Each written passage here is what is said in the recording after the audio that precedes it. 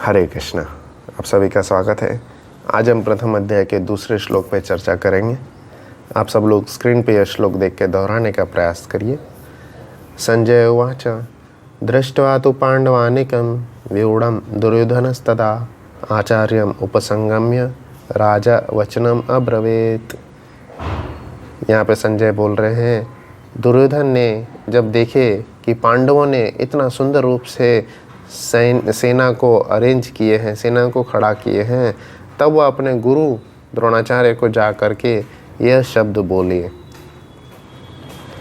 तो हम देख सकते हैं कि यहाँ पे संजय धृतराष्ट्र के मंतव्य को समझ करके बहुत सुंदर रूप से धृतराष्ट्र को उकसाते हुए, धृतराष्ट्र को और ज़्यादा प्रेरणा देते हुए यह श्लोक बोल रहे हैं। यहाँ पे बता रहे हैं, हे राजन, उनको राजा के रूप से उनको सम्मान देते हुए बोल रहे हैं। नहीं, ऐसा मत समझिए कि युद्ध नहीं हुआ। उनको डर था कि कहीं युद्ध रुक तो नहीं गया। तो सबसे प्रथम यही बता रहे, नहीं, युद्ध रुका नहीं। जैसे ही बहुत ही अच्छे तरह से सब अरेंज हो चुका था, पांडु के पुत्र जो युधिष्ठिर है, उन्होंने बहुत सुंदर रूप से सेना को जैसे अरेंज किए थे, और जब आपके पुत्र दुर्योधन ने यह देखा तो अपने गुरु द्रोण से जा कर के कुछ मंतव्य करते हैं। तो इस श्लोक के जरिए कई सारी चीज़ें हमारे सामने प्रकट होती हैं। तो मैं मुख्यतः 3 चीज़ों का वर्णन करूँगा। सबसे पहला, यहाँ पे जो है धृतराष्ट्र और उसके पुत्र दुर्योधन के दोनों के मंतव्य को पता चलता है। धृतराष्ट्र हम सब जानते हैं कि वो अंधे थे, पर अंधा शारीरिक रूप से अंधा होना तो ये कर्म के ऊपर होता है, पर आध्यात्मिक रूप से अंधा होना हमारे ऊपर होता है। धृतराष्ट्र शारीरिक रूप से अंधे थे, पर आध्यात्मिक रूप से भी वह प्रगति नहीं कर पाए, वह अंधे ही रहे। आध्यात्मिक रूप से भी वह चीज़ों को समझ नहीं पाए कि हमेशा जो है हम नहीं रह सकते हैं, हमें मरना तो है ही। इसलिए इन सब चीज़ों का जो है भय, शोक, हमें उसको अपने कुर्सी का बहुत भय रहता था। तो इन सब चीज़ों का भय वह अपने मन में लेकर के चलते रहता था। इस कुर्सी के भय की वजह से वह पांडवों को बहुत कष्ट पहुंचाया है।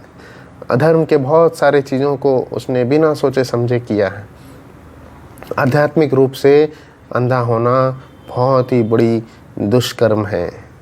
तो यहाँ पे हम प्रथम चीज़ यही सीख सकते हैं कि जैसे धृतराष्ट्र ने अपने पुत्र को आध्यात्मिक रूप से उन्नत नहीं किया, इसलिए आज वह यह गति देख पा रहा है। इसलिए आध्यात्मिक रूप से बलवान होना ही हमारे जीवन में हमें जो है उन्नत स्तर पे लेके जाएगा। दूसरा चीज़ हम यहाँ पे यह सीख सकते हैं कि दुर्योधनस्तदा व्यूढ़म दुर्योधनस्तदा। तो यहाँ पे दुर्योधन को भी राजा बोला गया है, और दुर्योधन को राजा बोल करके कि राजा जैसा कर्तव्य दुर्योधन कर रहा है। राजा सबसे जा करके मंतव्य करता है, विचार करता है, उनका उत्साह बढ़ाता है। तो राजा दुर्योधन जो है यहाँ पे जा करके अपने गुरु द्रोणाचार्य से मंतव्य कर रहे हैं, विचार विमर्श कर रहे हैं। अकेले डिसीजन नहीं लेना चाहिए, विचार विमर्श करके एक दूसरे को उत्साह बढ़ा करके कोई डिसीजन हमें लेना चाहिए।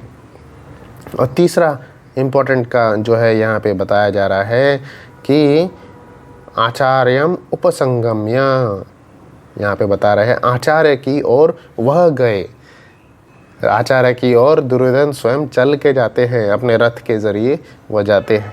तो यहाँ पे संजय बताना चाह रहे हैं, बहुत ही अच्छा है कि जो कोई आचार्य है, जो कोई गुरु है, उनसे शिक्षा लेने के लिए हमें स्वयं वहाँ पे जाना चाहिए। ऐसा नहीं कि गुरु हमें आ करके हमें कुछ सिखाएंगे। कई सारे लोग बोलते हैं जब मंदिर से बुलावा आएगा तब हम जाएंगे मंदिर। नहीं, हमें खुद होकर के वहाँ जाना चाहिए। जब हमें कुछ सीखना है तो हमें वहाँ पे जाना चाहिए, नहीं कि उसका इंतज़ार करना चाहिए। तो ये बहुत अच्छी शिक्षाएं यहाँ पे हमने देखने को मिली। कल हम आगे के श्लोक में चर्चा करेंगे। तो ये दूसरे श्लोक में संजय बता रहे हैं कि धृतराष्ट्र के पुत्र दुर्योधन ने अपने और पांडवों के सेना के जो फॉर्मेशन हुआ था उसको देखते हुए जा करके द्रोणाचार्य से कुछ मंतव्य करते हैं। हरे कृष्णा।